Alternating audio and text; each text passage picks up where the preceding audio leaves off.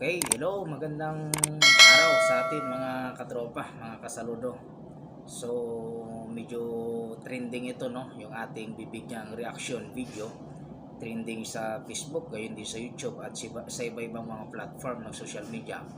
Yung pahayag o yung comment ni Senator Pro Tempore Legarda, no, regarding doon sa pag-declare ng mga kamag-anak, no, doon sa ating salin statement,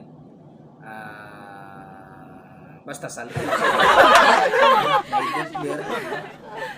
yung kamag-anak na related sa mga communist group na ang kanilang pakay ay i-down, ibagsak ang ating pamahalaan. So after mag-express mag-speech si Senator Tolentino, ay nagbigay din ng pahayag si Senator Laurel Legarda. So ngayon, panoorin natin pari-parihas at pilitin nating intindihin yung English niyang sinasabi. So, let's go. Ayan mga katropa, i-play ko lang yung ating video. The right of our distinguished colleague from Cavite for stating that he does not wish to be interpolated.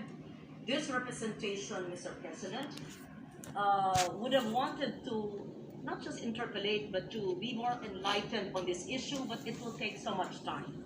I simply want to state, Mr. President, that believing in an ideology which may be different from the majority, in layman's terms, believing in policies and philosophies which may be left of center, so to speak, does not make anyone subversive. In fact, in 1992, it was former President Fidel V. Ramos who repealed the anti-subversion law. Having said that, Mr. President, I have pushed for the resumption of peace talks.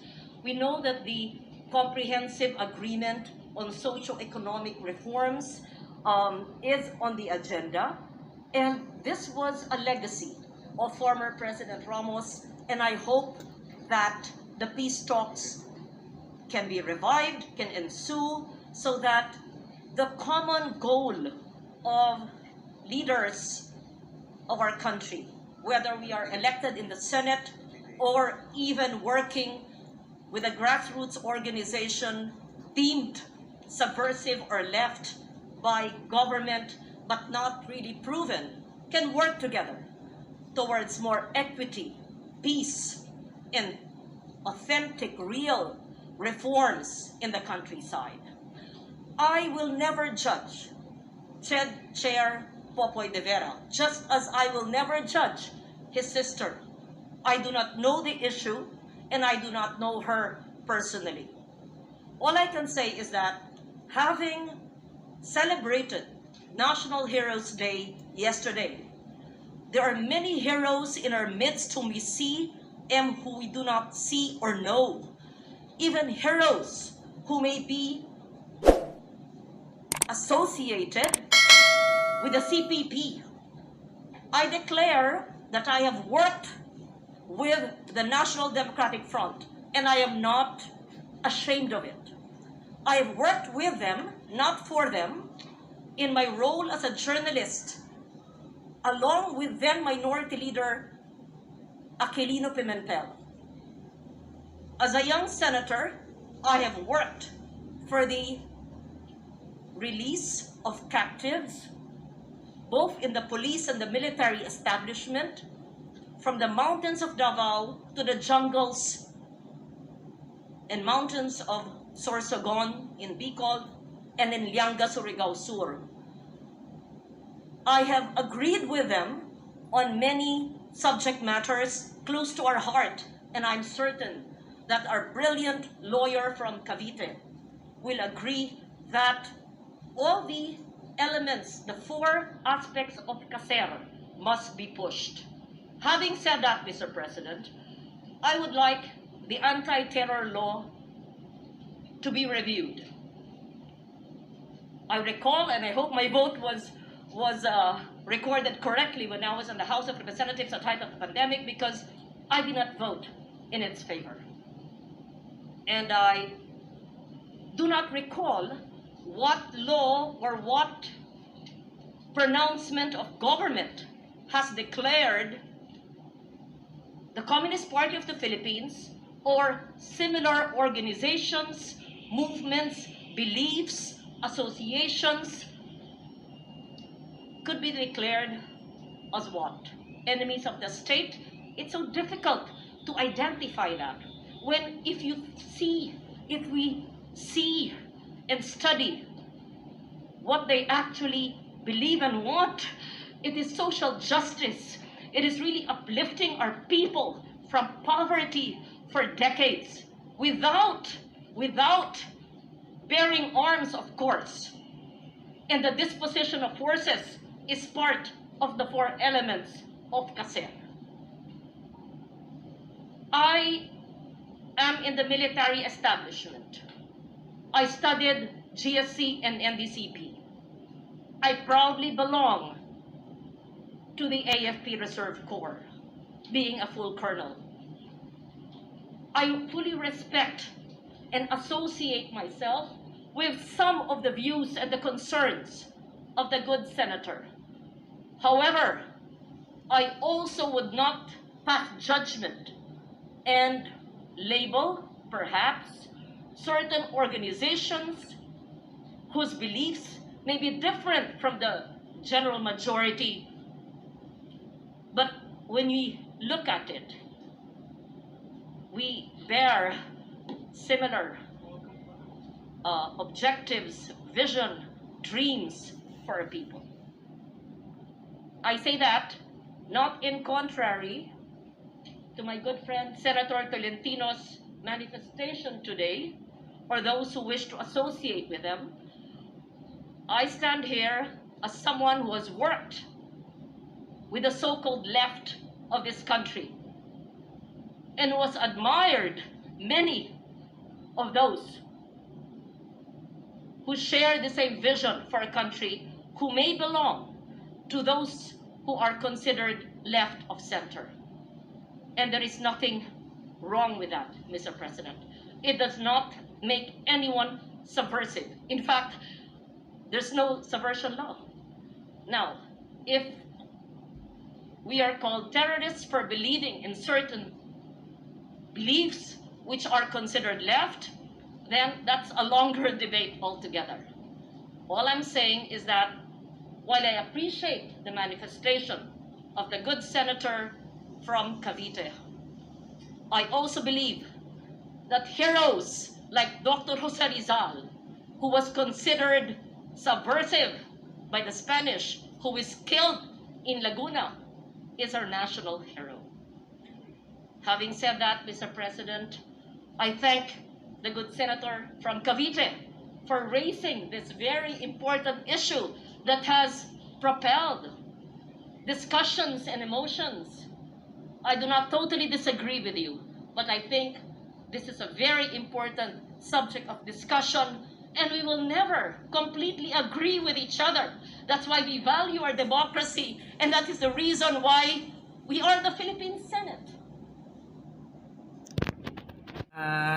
Katropa, na pakinggan nyo yung statement o yung pahayag ni Senador Legarda regarding sa CPP.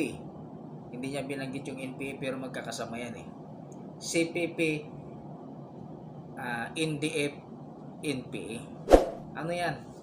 Parang sister company. Mayroon silang combatant, mayroon silang front para sila sa legal at front para mag-organize. CPP, NDF, NPA, yan. CPP, NPA, NDF, yan. Magkakasama yan. Pero ang binanggit niya lang CPP. Para doon lang siya nakapokus sa communist party na. So nagpahayag si Senator Legarda, no? Sabi niya, I work with the left. Siguro tinutukoy niyo yung communist party, yung kabilang grupo. Nothing wrong with that. Nothing wrong with that. Wala naman naman daw problema, wala namang mali. Nako, mahirap yan. Senator ka ng Republika ng Pilipinas, ganyan ang pahayag mo. Dapat lagi mong iisip, mahal na senador, yung kapakanan ng ating bayan, no? Ano, nothing wrong with that. Ilang sundalo ang pinatay, ilang pulis ang inambus para magbigay lang ng grocery item doon sa mga nasalanta, inambus, pinatay. Ilang equipment ng malalaking kumpanya, government, private ang sinunog. Ilan katao ang kinidnap. Tapos nothing wrong with that. Medyo malaking problema yan. Dahil siguro ngayon maraming nagbabas kay Senador Legarda dahil sa kanyang pahayag. Hindi niya ma-direct to the pen, pero kumbaga physically sabi niya, I'm a member of the Armed Forces Reserve Corps. Nag-schooling siya ng MNSA at may binanggit pa siyang isa, hindi ko na maalala. Physically member siya ng Reserve Corps, but mentally saka sa budhi ay andoon siya sa left. Kasi sabi niya, I work with the left, nothing wrong with that. So napakalaking at least mga kababayan, aware kayo, no? At least meron na kayong idea, magbalasa ng inyong iboboto sa susunod. Kuminsan kasi kuminsan kasi may mga politiko na kung minsan pagkaharap pag may kumbaga nangangailangan sa bayan, ay ang primary concern nila sa bansa natin, pero behind that meron din pala silang suporta doon sa kabila.